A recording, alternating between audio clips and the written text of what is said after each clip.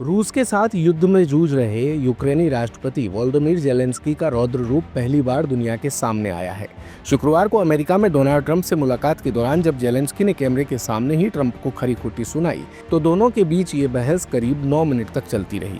आखिर में ट्रंप ने बहस रोककर जेलेंस्की को व्हाइट हाउस से बाहर भेज दिया। लेकिन दुनिया के सबसे पावरफुल माने जाने वाले अमेरिकी राष्ट्रपति के सामने जेलेंस्की का खुला मोर्चा खोलना पूरी दुनिया में चर्चा का विषय बना हुआ है और सब इसी को लेकर के अचरज में है कि आखिर किसकी शह पर एक कॉमेडियन से राजनेता बने जेलेंस्की ने कैमरे पर पूरी दुनिया के सामने दुनिया के सबसे ताकतवर देश के मुखिया को ऐसी खरी खोटी सुना दी। तो जेलेंस्की के पास दरअसल खोने के लिए कुछ नहीं है। कॉमेडी के जरिए राजनीति में आए जेलेंस्की ने जब यूक्रेन की राजनीति में कदम रखा तब वहां भ्रष्टाचार एक बड़ा मुद्दा था जिस पर जेलेंस्की कॉमेडी के जरिए ही आवाज उठाते थे। जनता ने जेलेंस्की को अपना समर्थन दिया और वो राष्ट्रपति बन गए। जेलेंस्की ने इसके बाद नाटो की सदस्यता लेने की तैयारी शुरू कर दी। इसी बीच रूस ने जेलेंस्की को चेताया, लेकिन बाइडेन से दोस्ती की वजह से जेलेंस्की अपने फैसले पर अड़े रहे।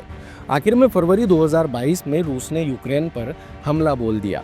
तब से अब तक यूक्रेन बर्बाद हो चुका है। ओब्लास्ट समेत कई शहरों पर रूस ने कब्जा कर लिया है। यूक्रेन की कोशिश शांति समझौते के तहत अपनी खोई हुई जमीन को वापस पाने की है।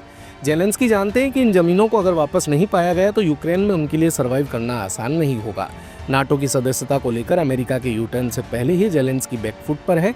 ऐसे में जेलेंस्की अगर अमेरिका के सामने नहीं अड़ते हैं तो उसका सीधा इम्पैक्ट यूक्रेन की जनता पर होगा। जेलेंस्की ट्रंप के जरिए अपने लोगों को साधने में लगे हैं। अमेरिका ने जहां यूक्रेन से मुंह मोड़ लिया है, वहीं यूरोपीय देश मजबूती के साथ यूक्रेन के पीछे खड़े हैं। ब्रिटेन और फ्रांस के प्रधानमंत्री ने तो खुले तौर पर समर्थन कर दिया है, जो यूनाइटेड नेशन के स्थायी सदस्य हैं। दोनों देशों के पास आधुनिक हथियार भी हैं।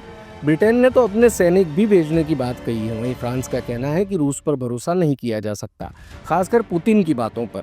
ब्रिटेन और फ्रांस के राष्ट्रपति डोनाल्ड ट्रंप से भी मिलकर गए हैं। इन दोनों महाशक्ति को भी यूरोप में इग्नोर नहीं किया जा सकता। इसके अलावा जर्मनी भी यूक्रेन के समर्थन में है। पोलैंड ने भी खुलकर यूक्रेन का समर्थन किया है। ऐसे में जेलेंस्की जानते हैं कि शांति के लिए रूस भी उनकी शर्तों को मानेगा। दूसरी तरफ रूस भी इस युद्ध से थक चुका है कि इंडिपेंडेंट के मुताबिक युद्ध में अब तक रूस के 8.47 लाख सैनिक मारे जा चुके हैं। 370 प्लेन और 331 हेलीकॉप्टर क्रैश हो चुके हैं। यूक्रेन ने युद्ध के दौरान 10,000 से ज़्यादा टैंक और 23,000 से ज़्यादा रूसी आर्टिलरी को नष्ट कर दिया है। युद्ध में हथियारों की कमी से जूझ रहा रूस उत्तर कोरिया की मदद ले रहा है। बस यही वो सारे बिंदु है जो जेलेंस्की को दुनिया के सबसे शक्तिशाली देश के राष्ट्रपति से भिड़ने की ताकत देते हैं। लेकिन अब दुनिया की नज़र अमेरिका के अगले रुख पर भी टिकी है। देश दुनिया के लिए भारत कवरेज की रिपोर्ट। दिन भर की सारी अपडेट्स के लिए सब्सक्राइब करें भारत कवरेज को और हाँ, बेल आइकन दबाना ना भूलें ताकि आप रहे अपडेटेड हमेशा।